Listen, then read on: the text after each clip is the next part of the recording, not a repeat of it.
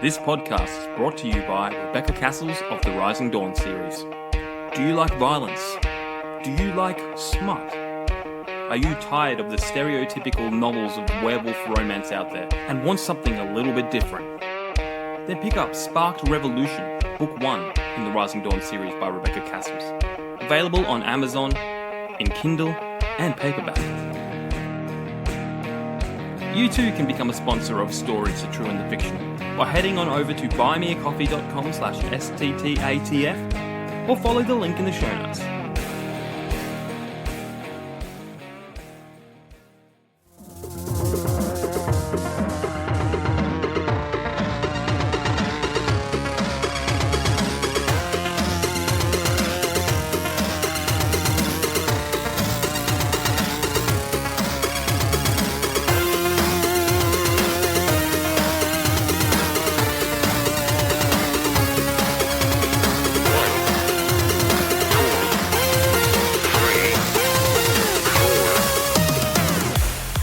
Guys, and welcome to another episode of the Middle Ages Comic Book Hour. I am one of your hosts, J.A. Bryden, and can you guess who's with me today? Oh, what? Yeah. It's me. I am Arnold Schwarzenegger. Oh. That was really bad. That was hopeful. It's me, Ryan. Right, yes. Ryan Schwarzenegger. It's me. It's me. It's me. Oh, you don't know what I'm doing now. Yeah, that sounded like a bit arty, like It's a Wonderful World. Well, you, I mean, we played enough gigs together back in the day. Did you know that was my warm-up thing? Yeah, like whenever really, I did not. There was two things I did whenever because I was sick of going check, 1, 2, check. For a while, I'd go check, waiter, check please, and like little stupid jokes like that. But then I started doing, I see trees are green, red roses too. That was one of them. And then the other one is I just randomly go, "Mopang mong moppy day." I don't know what the words are. Tentacle. Yeah. Leg growth. I just remember it used to be on the Legos ad, the pasta ad. Yeah. Ironically, I learnt it from Thomas Jane Punisher. Oh, okay. When was that? Just makes I need to do a rewatch. The one of the nerds in the apartment building, not the guy with all the earpieces, but the other guy was Italian and cooking up whatever, and he was listening to it as the Russian beat up. Yep. I'm pretty sure that's the song. The sad thing is, I remember the Russian. That was Kevin Nash. He was a wrestler, so I definitely remember that part. But yeah, Luckily, our audience knows that I'm gay because my warm-ups were As Long As You Love Me by the Backstreet Boys and Bye Bye Bye by NSYNC. That's what I used to do in the toilet by myself before I started because it helped me hit that fluctuation of notes. As a 100% straight man, unless Henry Cavill's around, I full disclosure, there was a time in my life when I don't know why, for about 6 months straight, anytime I hopped in the shower and turned the water on, I'd start singing Backstreet Boys. Nice. Darling, I can't explain. And I couldn't explain why I did that, but so boy bands have an effect on everyone.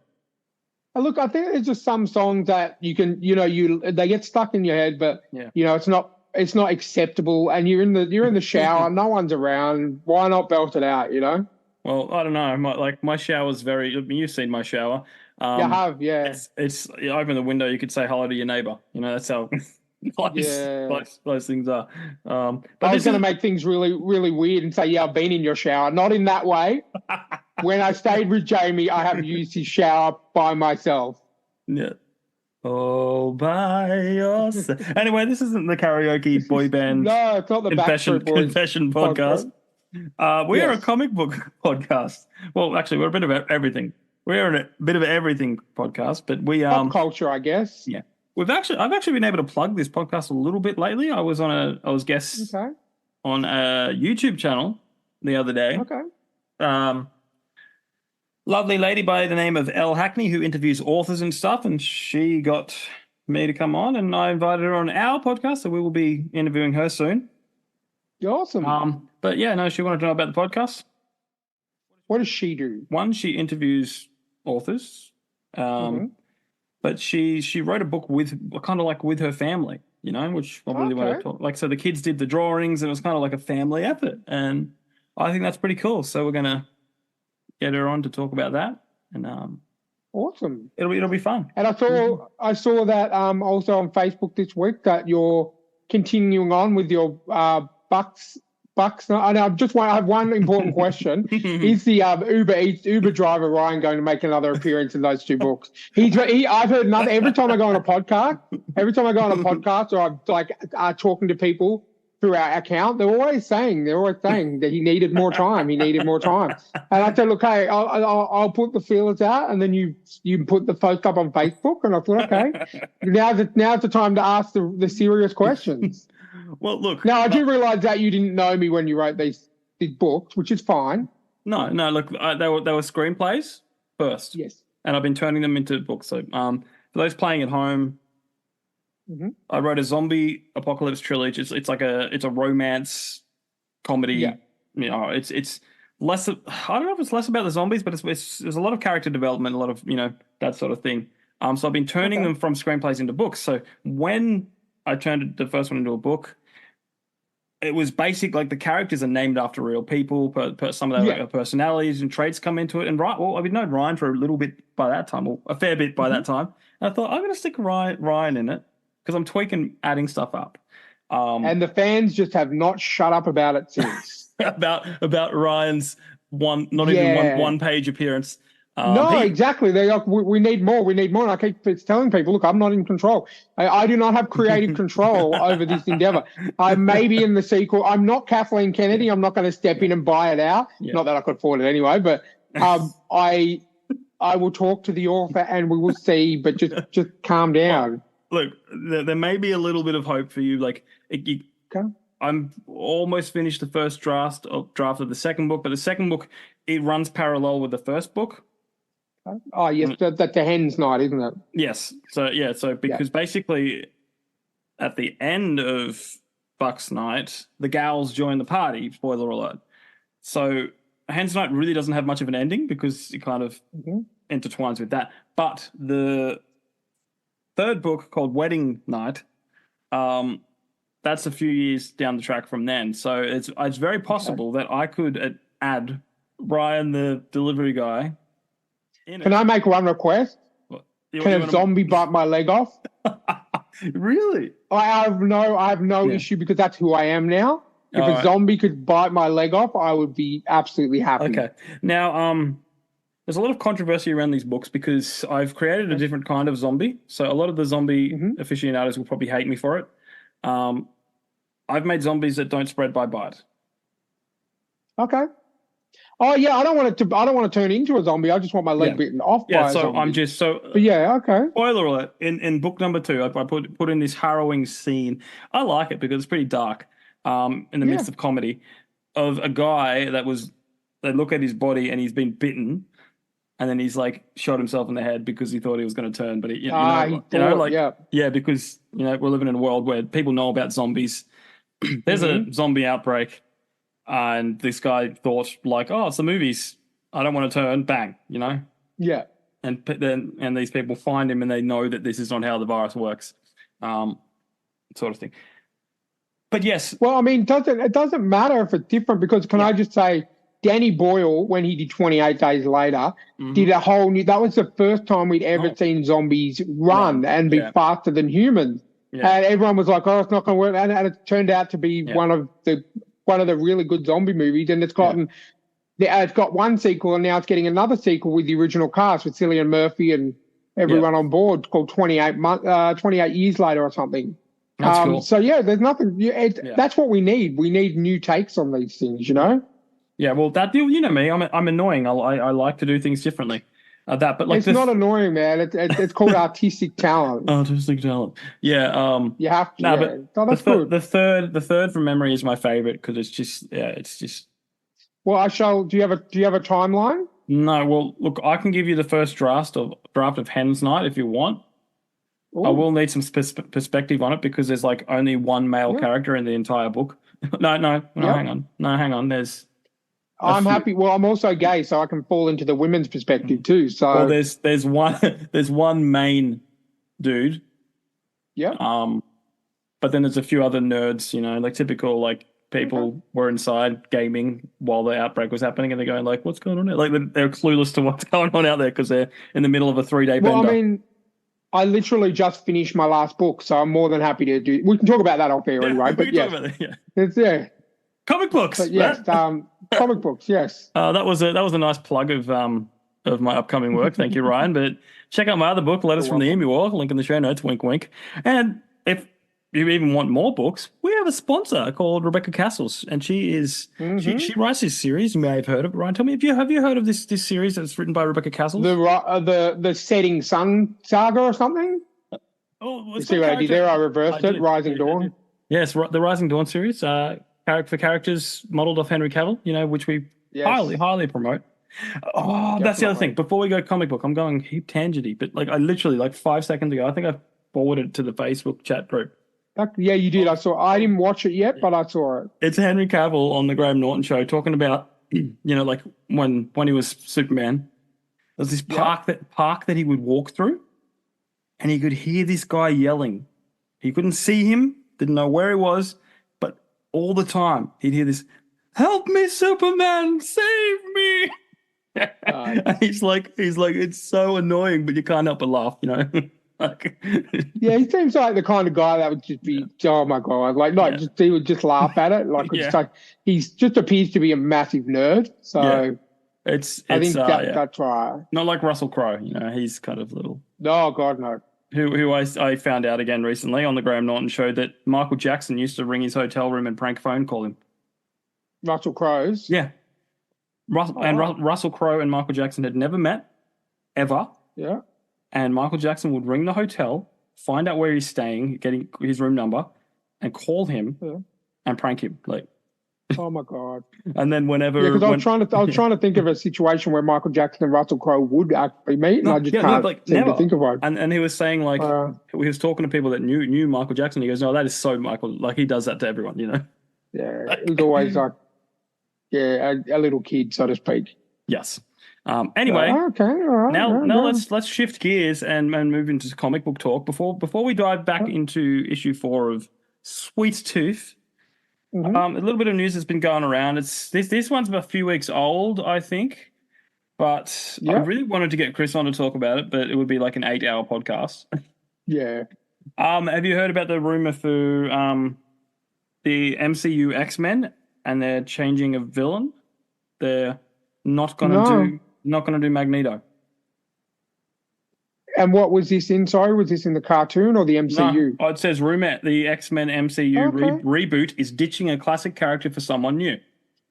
Well, I mean, they did it. They did it with Spider-Man. We didn't get the Green Goblin until really the last movie, and it wasn't even his Green Goblin. Yeah. I'm all for that because how many times have we seen Batman and the Joker? How many times have we seen Spider-Man and the Green Goblin?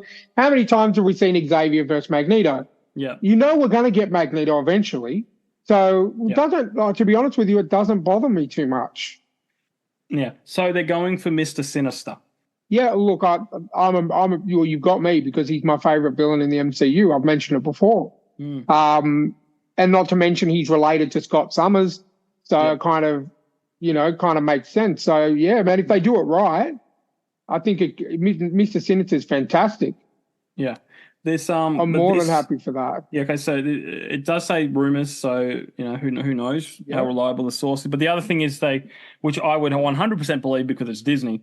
The movie's going to be more female character focused, obviously. Yeah, because the last two movies they put out that were female focused were so fucking fantastic. Yeah, but and only one-time defense kind of thing, because I think Chris kind of agreed with me on this. There is a lot of great female characters within X-Men. There are.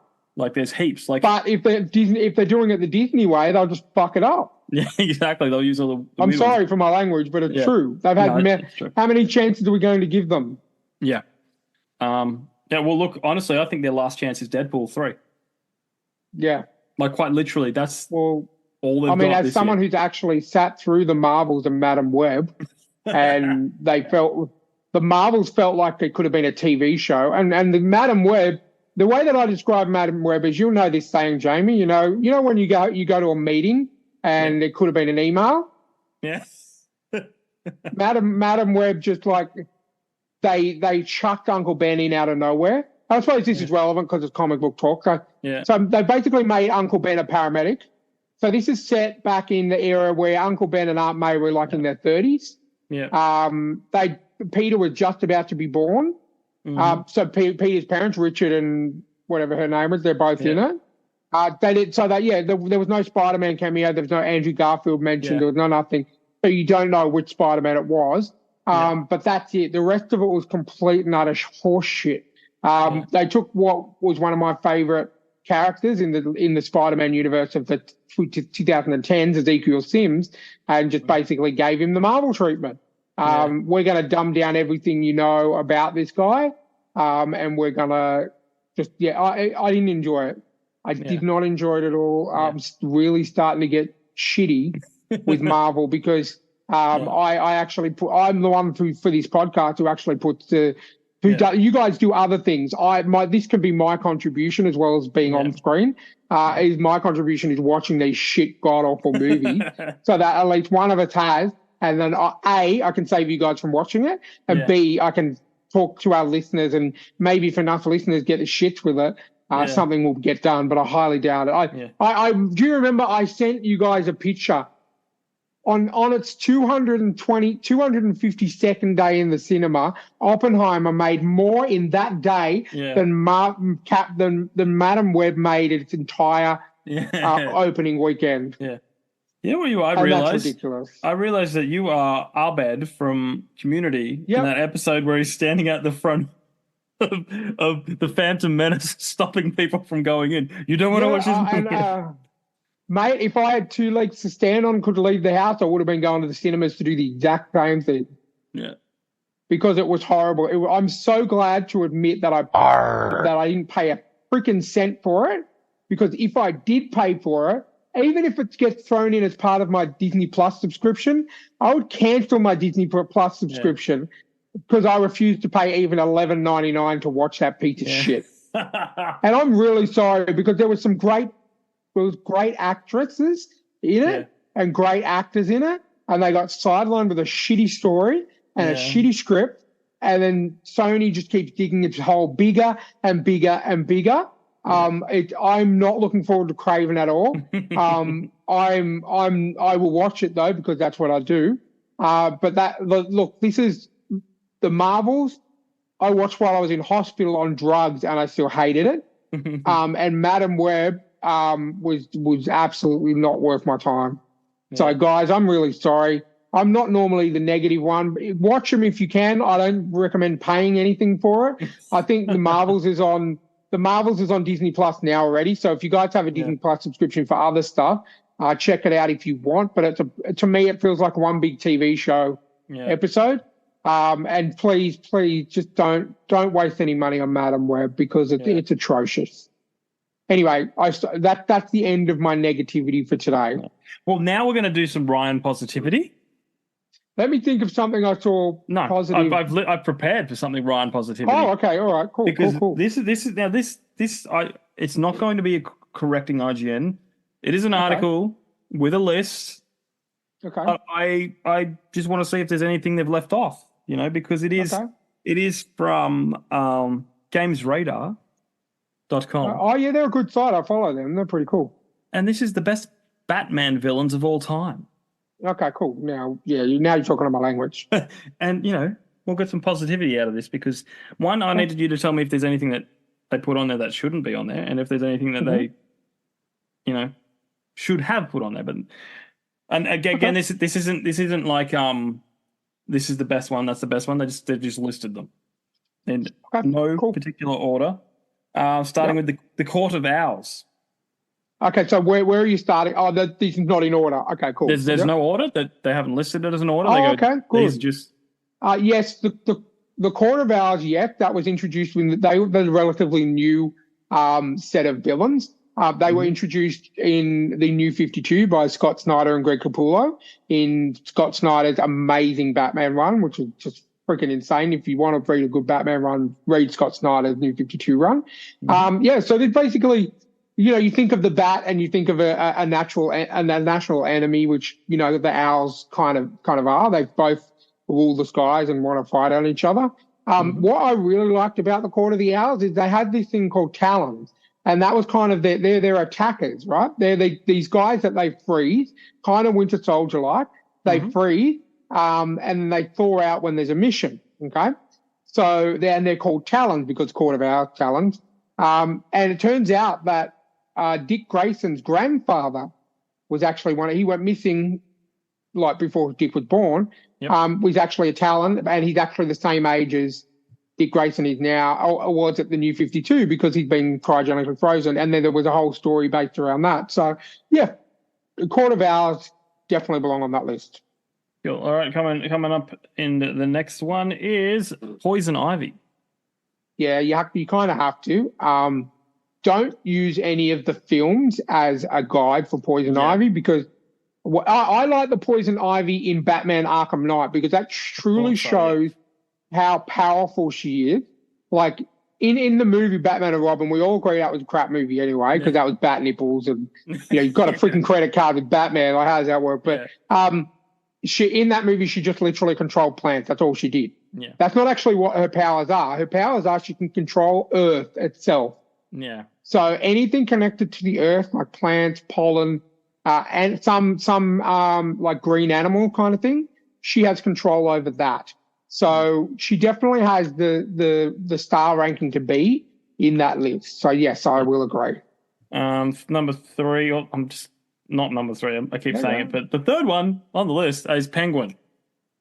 Yep. Again, don't base it on the movies. Base it on base it on the Batman Robert Pattinson movie because as not great as that movie was, look, it was good, but one of the things they did get right was the Penguin. He was always connected to that mafia kind of, underground weapons, like in the games, weapon smugglers, all that kind of thing. So he in the comics he's a lot more powerful than the movies. So based on the games Penguin and the comics Penguin, 100% he should be in there. Yeah. And, I know you haven't watched the trailer, but the new show does look pretty good. Yes, I'm so sorry I forgot to watch that. I will be watching it tomorrow, though. It just looks like a great gang. Like, even if it wasn't Penguin, it looks like a good show. It's Yeah, I've heard nothing but good things about it, so I'm keen. And James Gunn was very, very impressed, and awesome. He's plugged it himself, so that means good stuff there. Okay. Well, that's good. I don't know if you're ready for the next one. Ryan, what do you think of Bane? Bane, the Nolan movies, yes. The games, yes. The comics, yes. He in the comics he doesn't just live on a Mexican island. He runs that island like a gangland. Like picture a gangland island where kind of like Mandalore in Marvel, or it's like a seedy underbelly, but it's a whole island, and Bane is their king. He controls crime. He controls, 100%. Yeah, and he's so good in the Teenage Mutant Ninja Turtle crossover. Yes, he is. Yes, I will give you that as well. That's another great adaptation. Yeah. Scarecrow? Yeah, again, another going back to Arkham Knight and the comic. Arkham Knight was really a really good adaptation. And even the Nolan Scarecrow, we didn't really get too much of him. Yeah. We only got a little bit in the Nolan universe, but in the Arkham Knight video game and the comics, he's literally, he's got a powder where he can control all your fears in one little drop. Yeah. Dude, seriously, as hardcore as some of you think you are out there, everyone's afraid of something. Yeah. So, and he will take that and multiply it by 10,000, and you're done. Once you're confronted with the thing you fear and you're not strong enough to beat it, you're out. You're out of the game. Yeah. So, 100%, Scarecrow. So, this article is pretty much on spot. Yeah. One of my favorites, Riddler. Yep, definitely. The way that he was showcased in the Batman with Robert Pattinson, again, is the true strength of the Riddler. He's not just a guy who's like, riddle me this, riddle me. Yeah. He literally has, he's just as crazy as the Joker is, but he has enough sanity to plan things, whereas the Joker is just kind of like spontaneous. The Riddler will plan things out for years. Another good example of that is if you read Scott Snyder and Greg Capullo's New 52, Batman, there's a story arc that goes for 12 issues, which I'm really thinking about being our next one. All right. It's called 0 Year. So this is basically taking part in not year one, in year 0 when Batman just came about. And the Riddler literally knocks out all the power in Gotham and cuts them off from the world. And it literally looks like The Last of Us. Like there's grass, greenery, overgrown buildings and everything. It showcases, and every day the Riddler will ask for someone to give him a riddle. And if you can stump him, he will put the power back on and he will allow services in. And then, but if you tell him a riddle and he gets it, you die. Oh, and this is and this is not just going. This is not just going on for a few. There are at 0 Year got to the stage where they were up to day 257, and so that means 257 people have died just in that one instance. Not let alone all the gangs and he sets it up so the Penguin has his own area, that Joker has his own area. It's just such a good arc and it's such a good story. So Riddler is definitely on the list. Yeah. And as well as I'm guessing we're coming to the Joker soon, which I'm never going to argue with. Yeah, that's at the bottom of the list. But our Two-Face is next for obvious reasons. Definitely. Again, not Two-Face from the Joel Schumacher Batman and Robin, Batman Forever, which has one of my favorite versions of the Riddler just because I love Jim Carrey. But don't go off that one. That was more of a Batman the Animated Series vibe. Yeah. Whereas Two-Face in the Dark Knight trilogy, Two-Face in the game, Two-Face in the comics again. Like I'm just repeating myself. Yes, I agree. What are you saying? Nolan did a good thing. Nolan did a good thing. Again, it was the only thing we didn't get enough of him because it happened towards the end of the movie and then they killed him off too quickly. Yeah, exactly. All right, so next one's Catwoman. Well, is she a villain or is she more of a She'll be an anti-hero. Yeah. But again, I can't remember who said it. I read an interview with a writer, a comic writer. Catwoman switches sides like we change our underwear. Yeah. You know what I mean? Like she'll look after herself. But there are certain moments in the comics and in the Nolan movies where, you know what, she says, I hate you, Batman, because you make me want to do the right thing. Yeah. So I would definitely maybe not put her down as a villain, more as an anti-hero. But I can see where they were coming from. It's not like an IGN where they've got it completely wrong. Yeah. All right. Like I said, bottom of the list is Joker, but the last one apart from Joker is Ra's al Ghul. Definitely. Again, I don't need to sit here and make an argument for the Joker. We all know that definitely there. Yeah. Ra's al Ghul, definitely. 100% because he is a villain because he's a father. And what I mean by that is he just wants his line to continue. Like his lineage, which is the Talia al Ghul. And Chris has mentioned this. Talia's got some potion from her dad, drugged Batman and technically raped him to have a son. But that's Ra's al Ghul. That's all he wanted. Everything he does is to find a successor for the Demon's Head. He wants someone to take over, and we all know he wants Batman to do that. And he wants an heir. And obviously he, in his early days with the League of Shadows, you can look, the living older and living longer and longer in the world that we live in.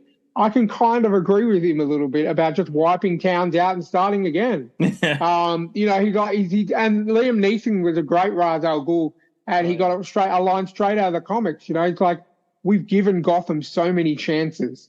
Yeah. It is a cesspool. It is nothing but a toxic waste dump on mankind, and we need to raise it and start again. He doesn't want to not have Gotham. He doesn't want to rule the world. He just wants the world to be better. Yeah. And sometimes, like when I was a kid, I'll be like, no, but I mean, I'm 42 now, and the world that we live in, and I've seen a lot of the government and the hospital and the way that people act. And sometimes you think, I think our government should be raised to the ground and built anew. You know what I mean? Like, I can get on board with that. So 100%. And if I can be brutally honest with you, I have not seen a bad representation of Ra's al Ghul at all. That's Even true. with the Arrow series with Matt Noble, one, he's an Australian, so represent. He's a great Australian actor. even in the Arrow show, they did him justice. The game, justice. The movie, justice. Yeah. Batman the animated series, the comic, everything. So him and the Joker are the only two out of the whole list you've given me that I can say I have not seen a bad representation of. Wow. And I can't say Batman 66 because that was a completely different era. Yeah. And that was the Joker they needed from there. They needed colorful, you know what I mean? Yeah. And then we got Jack Nicholson, who played an amazing role because that's my favorite Batman movie. And yes, he kind of mixed the campiness, but he also had the murderous in there as well. Yeah. And then obviously we've got Heath Ledger for the Dark Knight. Yeah. And there's nothing I can say to fault his performance. And I know a lot of people don't like Jared Leto as the Joker. However, he was playing a version of the Joker that was mob boss like. There was an era of the Joker where he ruled like a mob boss, and that's exactly what he did. That's what Jared Leto did, and especially in the Justice League, the Zack Snyder Justice League, where we got to see Jared Leto unleashed, reins off. That is the Joker that we deserve. Yeah. And even in the new Batman, Barry Keogh, I think that's how you pronounce his surname. I'm not sure. Don't hold me to that. You get a little insight to the Joker that they had planned for Batman. And there is a scene on YouTube that was deleted from the movie, which actually has Batman in the room with the Joker. You can see his scars and everything. So, yeah, again, another great representation. Cool. I'm only sad that they left off one awesome Batman villain. Can I have a guess? Yes, go for it. Clayface? No, I was going to say King Tut, but Condiment King. Condiment Man. The condiment. I love that. Honestly, that little King Tut that you got me is like, I know Chris got me like a super duper expensive. He's not going to listen to this. Got me a super duper expensive like Demon Batman, and you got me. Not that saying that this wasn't expensive. This was part of your gift to me, and it's still, I can see it. It's right there on my shelf. It is one of my favorite. You know what? I credit to you. You have given me my favorite Batman memorabilia. You gave me that. You know what? When I was in hospital, I'm not getting all sappy, but when I was in hospital for Christmas and New Year's this past year, and I missed our get together because I went into hospital that weekend. And Jamie kindly dropped off mine and Steph's Christmas present at the door, and Steph got to bring it up to me in hospital, which is the Batmobile from the Robert Pattinson's Batman. And it is one of my all-time favorite. My coins that you got me for Two-Face and Joker, again, two of my most favorite, and that King Tut figurine. And I must say that Batman 66 record that you got me, I can see that right there. That's one of my favorite things ever. So, Jamie, if you ever become a friend of Jamie's, I will kill you in the meantime. But he gives the best presents. Like he thinks about things, you know. And Steph will attest to how much she loves hers. She's even forfeited. I'm going to show this on cam. She's letting me use her Keanu calendar that Jamie got her for my hospital appointments because I've got so many because I keep forgetting them. So yeah, she loves her, and she pulled out the other day when we had a house inspection to show the realtor. Her book of Keanuisms that you got her, like all the different quotes. So, and not to mention the life-size standee of Keanu Reeves sleeps in her bedroom. So, there is a theme. Like with Steph, it's getting harder and harder because there is only so much. There's only so much Keanu memorabilia, opposed to 80 years of Batman. Batman, you know, hell yeah. And you know what? Your stuff that you get me is like rare Batman stuff. It's like not things I've ever seen in the shop. So, but yeah, anyway, this is not the Jamie gift giving podcast. I will say on that list, there needs to be Clayface because people underestimate Clayface so much. He has gotten so much bad. Like if you watch, if you read the comic, Clayface is probably he's on par with the Riddler and the Joker because he can become anyone. I mean, he can become anyone. He could literally become Bruce Wayne's butler if he had a suspicion that he was Batman. Yeah. And then become Batman and then find out he's Batman. So Clayface really needs to be on there. And the only other thing I will give props to, I can understand why they left him off the list, is Killer Croc. Because, as I said, we haven't really seen him in the movies. He's great in the game, but in the comics, he's actually a lot smarter than what he is in the game. Yeah. And he ends up, I think, when the Riddler gets put away, he ends up taking over the Riddler's crew and causing quite a bit of shit to go down. So Killer Croc should be on the list as well, but I understand I don't want to just chuck everyone on. So yeah, you got to choose the best. They're going for the best. Like, it's not here's a list of all the Batman villains. It's the standout ones. Definitely. Is that the end of the list, Jamie? That is, yeah. Okay, I have some disturbing comic book news in my opinion. Yep. Okay. You might have heard of this. It's about the new Fantastic Four movie. I don't know why they've made the Silver Surfer a female. One reason that this doesn't make sense is where the Silver Surfer comes from. There's no such thing as gender. They're all one. The way that they create is done in laboratories, and by the time the Silver Surfer's out processing plants, they're all male. Yeah. There's never been a female Silver Surfer in the history of comics. So that's why I don't disapprove. It's none of this lady male thing, whatever. I don't understand. I do understand because it's Marvel and it's Disney. Yeah. And I really need them to stop this shit. Otherwise, I will literally just watch the Infinity Saga and a few movies here and there that have been good, like Guardians and stuff. Yeah. I will not spend another cent, and I'll watch it for free. The only thing it's costing me is my time. I mean, and Disney forgets that we own. I'm pretty sure you own all the MCU, on Blu-ray and 4K and all that stuff. I bought them on Blu-ray and 4K. That's how much I love them. When I was working, I literally, as soon as they came out on 4K, I was still working. I just go, okay, what can I get in 4K? And I just got them replace my Blu-rays. Yeah. So I've spent a lot of money on that. I've got the proper box set. But I pulled out Captain Marvel and I put in and Iron Man 3, Guardians 3, and No Way Home. No, I've left Iron Man 3 there. Iron Man 3 is better than Captain Marvel. Oh, 100%.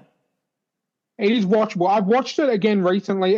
It's not, as I said, it's not great, but it's not bad. If there was no such thing as the MCU when that movie came out, it'd be great. But I have this thing called continuity that kind of needs to, and that's what I said. That's what I said about the Josh Trank Fantastic Four movie. I went and saw it with a guy, Tim, who who knew nothing about the MCU at that time. Yeah, he really enjoyed that movie as a sci-fi movie, and I guess I can say yes, it is a great sci-fi movie. It is a complete another piece of rubbish as a Fantastic Four movie. Yeah. So he kind of taught me to sort of see things a different way sometimes, but I can't do that anymore. I'm getting too old and too old man. Too much time. When it comes to Marvel in movies, I'm Jay Pritchard from Modern Family. Because we're rewatching Modern Family at the moment for the third time. So, but in good news, and this is sort of comic book related. Yesterday, Steph and I had the best 14 hours rewatching the whole Lord of the Rings movie, extended editions. And man, that holds up. It does. It is so good. And for someone like me who's actually been to New Zealand, who's been to the Hobbit Village, been to Mount Doom and everything like that, like it took a lot. I promised Steph I wouldn't go, I've been there. But it was her idea. She's like, you know what? Because at the moment with my pain levels and weekends, I don't do much. But she suggested, why don't we watch them? I'm like, you know what? Fuck yeah, I haven't watched them for ages. And that kind of took away the Madam Web taste out of my mouth. And but yeah, so what do you think about them making the Silver Surfer a female, even though he comes from a genderless society? It just makes me cringe. But because we know why they're doing it, they're not doing it to be different. They're doing it because they need to be woke. Yeah, and that's like, okay, like, and I will say this, I mentioned this to Chris about Ghostbusters, the new Ghostbusters. Yep. Like, just the way the world is now, sometimes you're sitting there waiting for something that woke happen.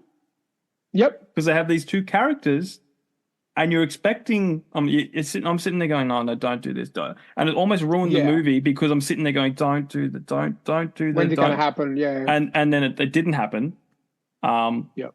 And that kind of put me at ease, but it's just that anticipation of like knowing it. You're not doing it to make a good movie. You're doing it because you've got a quota to fill or you've got people to please. You're not thinking about, hey, let's go make a good movie, a good story. And let's then let's make a good story, but hey, let's see, maybe we can do it this way. And they're just going, no, this is what everyone wants. We need to be woke. Yeah, they're putting, and this is hilarious because I grew up in the Christian world, shall we say, and of the movies being Christian movies being the most horrible movies you've ever seen in your entire life because of one thing. We've got to get this message across. Now let's build a story around that message instead of going, let's make a good story. Yep. And look, there's nothing wrong with making a good story and just changing something here and there for the sake of experimentation, for the sake of taking a chance. Yep. I'm down. But not for the sake of going, oh, this is Disney, this is what we do. Yeah. Yeah. I'm just saying, bring back Disney of the 90s, early 2000s, because they're just making gold. Exactly. Leave the politics out of it.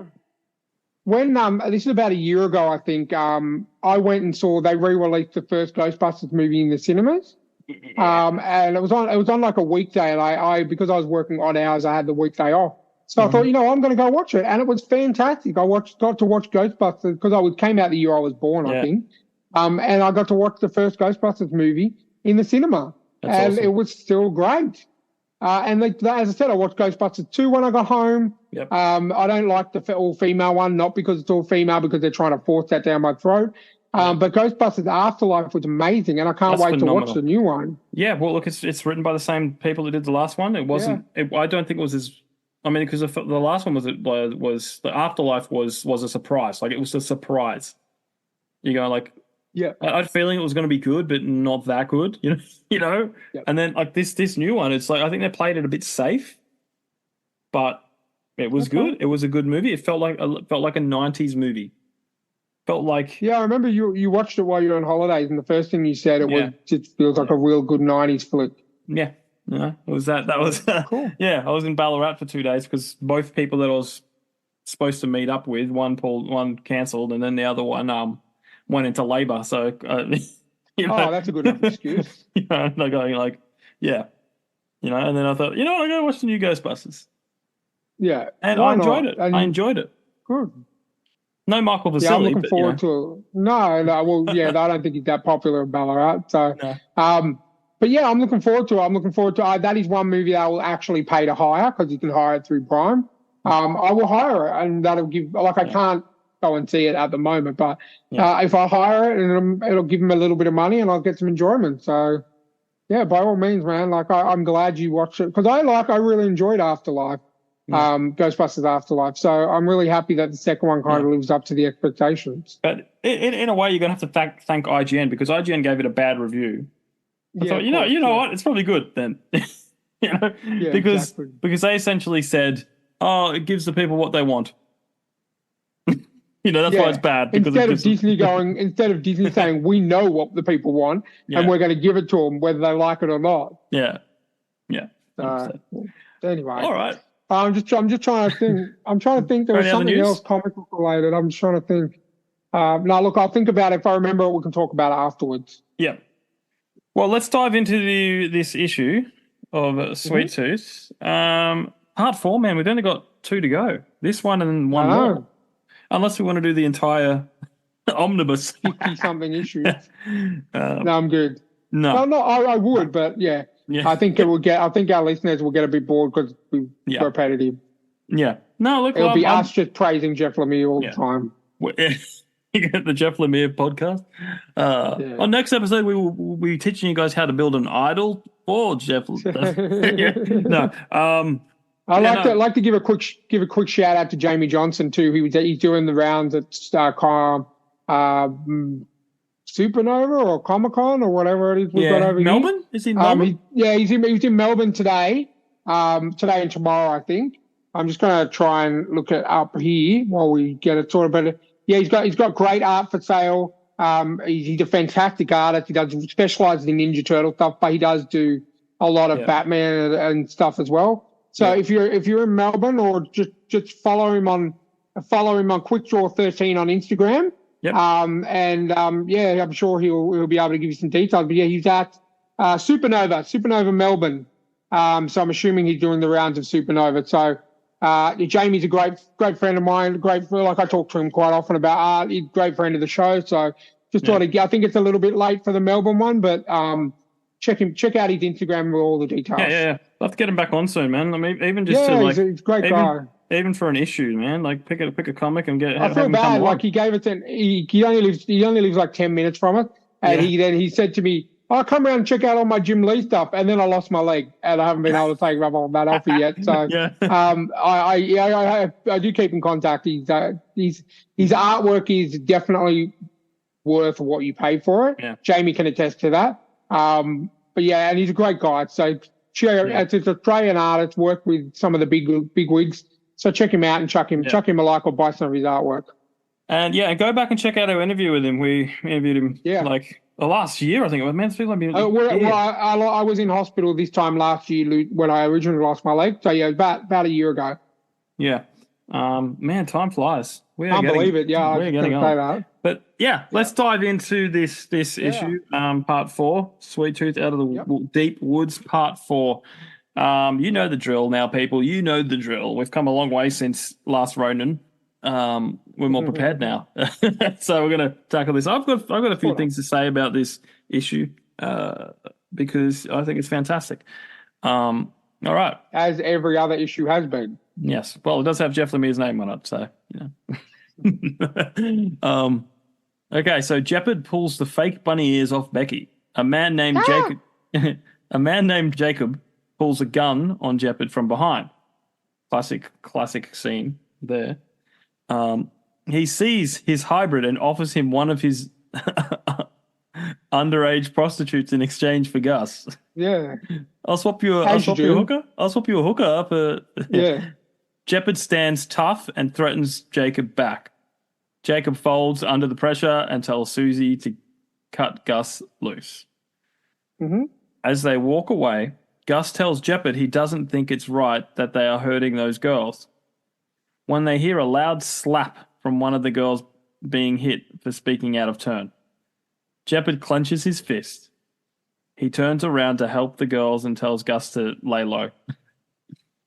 Jeopard beats the man with the butt of his gun and disarms Susie. He lets Lucy finish Susie off with a bullet to the head. As you do. He tells them they are free to go anywhere but with them. As they leave, Becky yells out to Gus to be careful because there is no preserve. As they ride off on the horse, Gus tells Jeopard he thinks he isn't a bad man since he helped those girls. Jeopard doesn't reply. Super short, but there's a lot in it. There's a lot going on, and as we've said before, Jeff Lemire, it's a good thing and it's a bad thing because it's good. He tells the story a lot through art. Yes. And like a lot of these things are, you're looking at, the body language and the looks of the facial expressions of, the guys in here and you look, I know this is not a nice topic to talk about, but when you see the prostitutes, what really gets me is the way that he's drawn them. They just look lifeless. They just look soulless. Yeah. Which is a very normal expectation. Yeah. For what they're going through. Yeah. But yeah, if you just look at them, there's nothing in their eyes, and that was done on purpose. That was not just a thing of this is how I'm going to draw them. He's literally drawn them. And even if you go to the panel where Shepard beating up the guy Jacob, where he hits him with the gun, and you see like teeth going every which way, and the distortion in his face is it's told so well through pictures, and that's why you guys, if you're really interested and you're liking this podcast, you really need to check it out. It's available through all major comic apps, or you could get it in your comic store easily. If you're a little short on money like me, there is not an illegal. This has had the author's approval.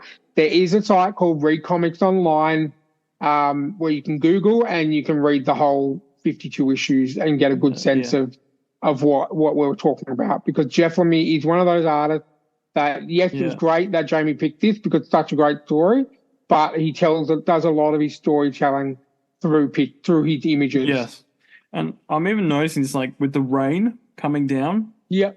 It's just like, even like he thinks of so much, you know, and especially Definitely. like the interaction with that Jacob dude, just, you know, and the gun to the back of the head, and you're seeing like Jeopard ain't he's not flinching. No, well, and the world has made him that. I mean, if you think about the situation that they're in, and it's literally kill or be killed, and it's just I'm confident that, and I hate to say it, I'm not a violent person, but if anything like this ever happens, you got to do what you got to do. Yeah. You know, you don't know if literally they're living in a world where today could be their last day. Yeah. Literally. So, you know what I mean? Like I can understand it, but yeah. I love the whole Sweet Tooth. This is just optimistic little hybrid kid who's just lovely and nice, and he's thrown into this world that is just unforgiving, and you know, and he doesn't have a choice. Yeah, more on after that. His father passed away, you know, like, and more on that next issue, which will be the final issue of our Sweet Tooth read through.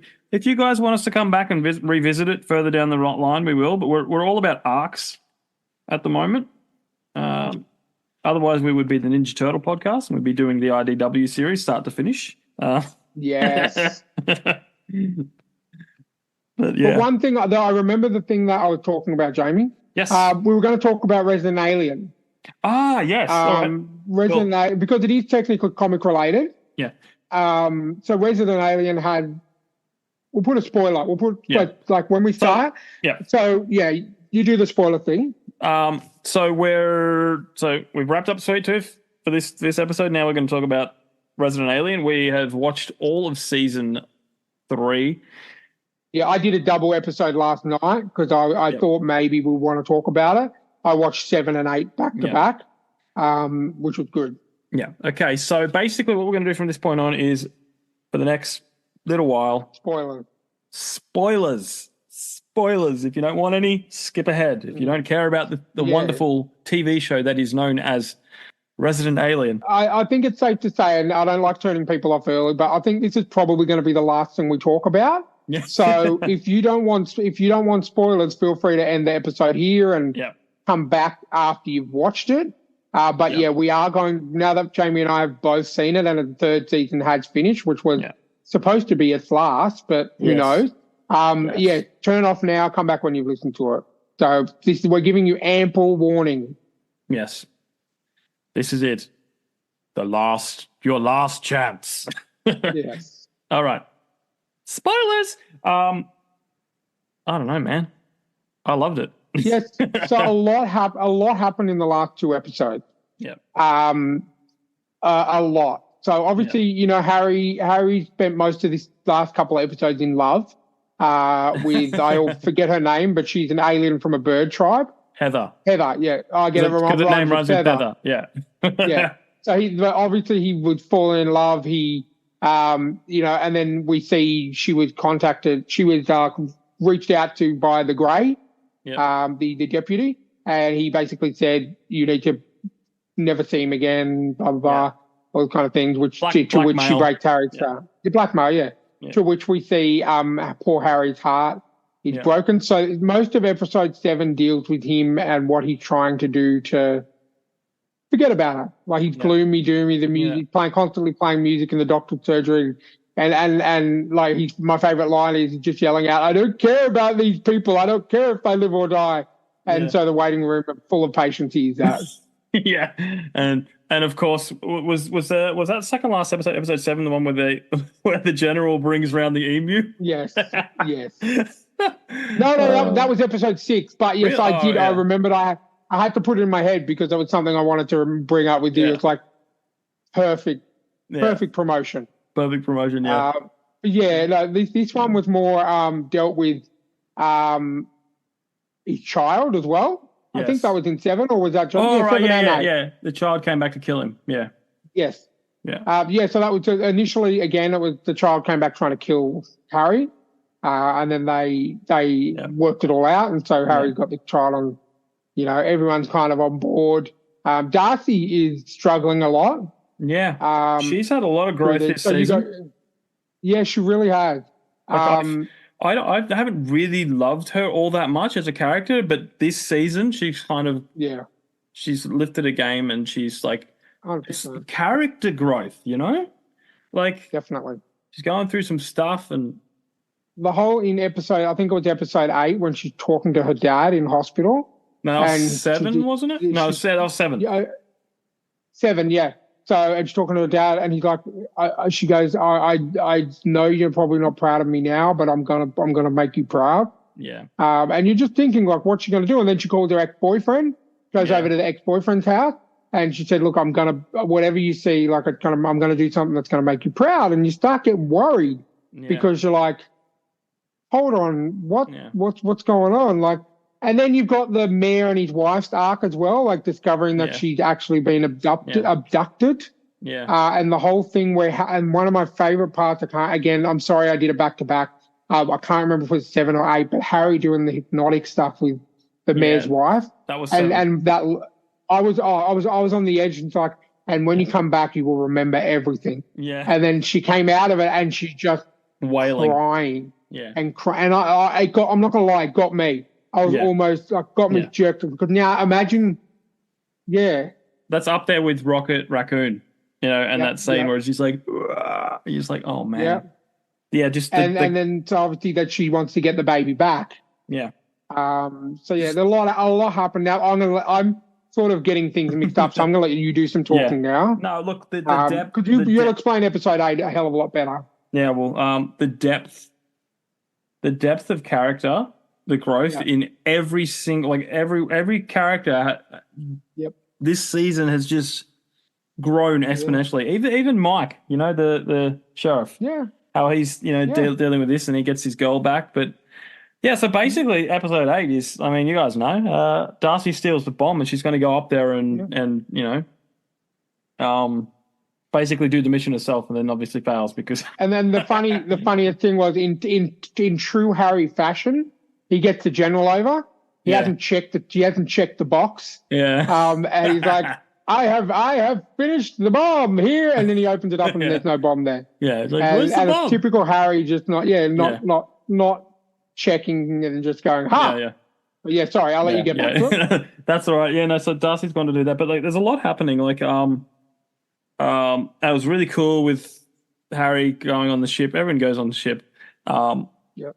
To like with the baby with Bridget on his shoulder, that was a really cool element there. But also side characters like, there's a new mysterious character who's just kind of like there in the background, kind of like creepy, praying mantis alien to the level of I will eat your head off kind of situation. Definitely. So there was like a whole let's blow up the Greys, let's steal the baby. I mean, there was a lot going on in one episode. Like, I'm struggling to remember everything, to be honest. The alien tracker, the original alien tracker, not Max. Cyborg. Yeah, that was awesome. They full cyborged him up, and the fact that he remembered when he had the Grey, it was like he's getting some of his memory back, and then he did the typical robot, you know, he went back on his owners, which was great. Yeah. Or his creators, I should say. Yeah. But the whole, you know, now everyone's stories are linking up. So you've got, you know, the mayor, the mayor's wife, Kate. Is Kate? I'm pretty sure it's Kate. Yeah. You know, finding out Darcy's on the ship, and then like, so people are starting to know everything. It's going to be very interesting 4th season if they do it, because like it did end on a full circle, the perfect full circle cliffhanger. Remnants of Max. Just before you mention it, I just want to say this was my favorite part of the whole season, because it literally made me go. And I'm not saying like it was the season was amazing, but when you can explain it, but when this happened, I was like, no, because I was expecting it to end, because they're not really talking about it season 4.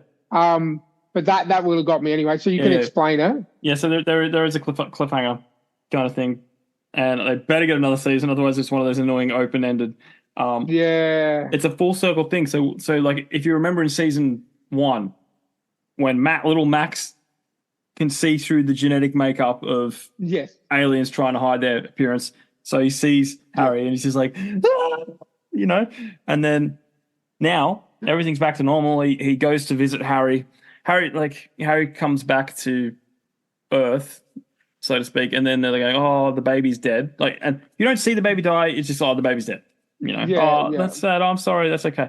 And then so he's in the cabin. Max knocks on the door. Door opens up. Well, he's with Sanaa, the girl. Like she dragged him there. Yeah, and then Max screams like he did in the first one. You look up and it's the the praying mantis alien. And Harry and then it cuts to Harry in the ship still. Yeah, and his iconic line, "This is some bullshit." Bullshit. Yeah. Look, I forgot a lot because it's been I watched it last week or the other day. The other day, I don't know. A lot's happened since I watched it. It was a pretty complicated episode, I think. I don't think it was. It was one of the episodes. It was the most full. That's not proper English, but it was the fullest episode. Yes. Episode 8 was that. That was just like I sometimes I do, because I'm in pain a lot. I do, play a game on my tablet while I'm watching just to distract me. Yeah. I couldn't do that with episode 8. I literally couldn't do it because if something was happening every 5 seconds. Yes. And so it was amazing. Yeah. So I really hope we get to season 4, and they've set it up to do. So fingers crossed. And now I'm remembering things that I should have noticed, like when Harry sat down to eat pie and eat free pie, and he stopped eating it. Yeah. I don't like it. Like he didn't like pie. He loves pie. All these things, I'm like going like, hang on, I should have picked up on that because did you see that? Did you see that twist coming? No, not at all. I didn't think that. I thought they were just showing that to show the prison ship. You know what kind of people were on the prison ship and all that kind of stuff. I did not see that coming. That's why I literally went, "Oh my god!" When Max screamed. I kind of clicked in the 5-second gap where they switched from Max screaming to Harry.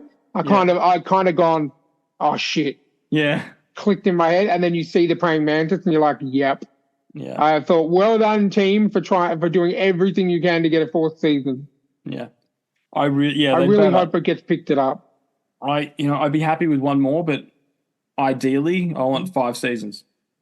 Well, you said it's on Netflix in America at the moment, the first 2 seasons. Yeah, so fingers crossed, if enough people watch it, will not saying Netflix will pick it up, but it's kind of got the Family Guy thing where they made the first 3 seasons and it got cancelled, and then everyone bought DVDs and watched it, and it was so popular that they bought it back, and it's now up to season like 28 or something. Jeez, wow! So fingers crossed. Yes. Well, look, it is a superior adaptation than the comic itself. So yes, most definitely.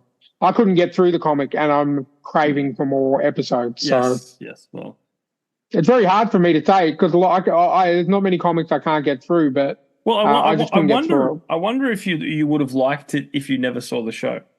Possibly, yeah. But I love the show. The sheriff and the deputy are horrible in the comic, whereas to me they made the first season watchable.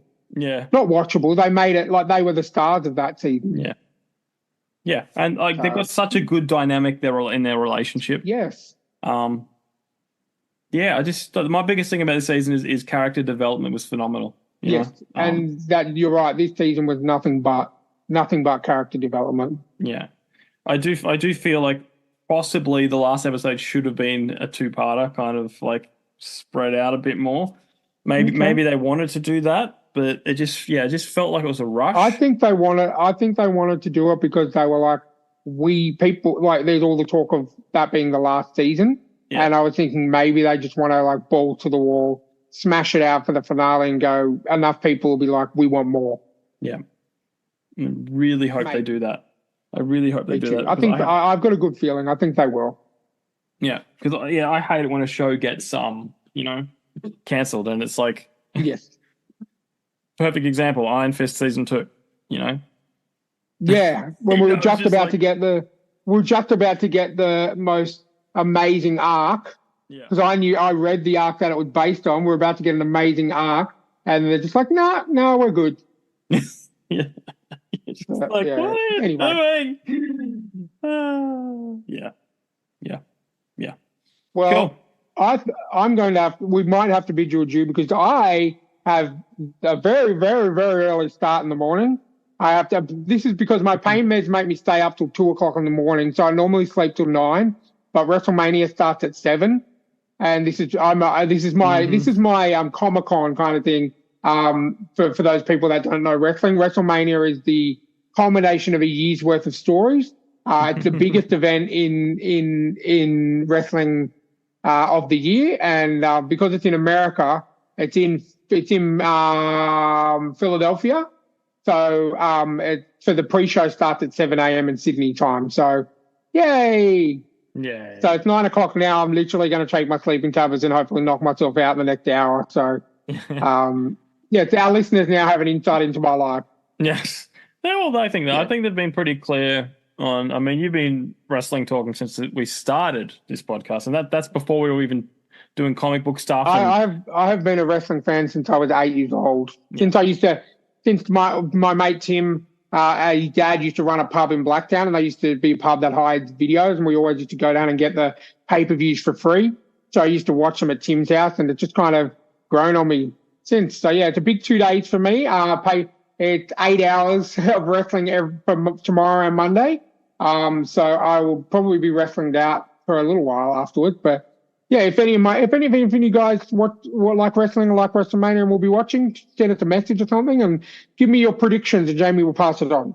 Yes, thetrueandthefictional@gmail.com for all your inquiries. If you're an author, if you're a filmmaker, if you're a comic book artist, we want you want to be on the show. Yeah, you want to come on the show.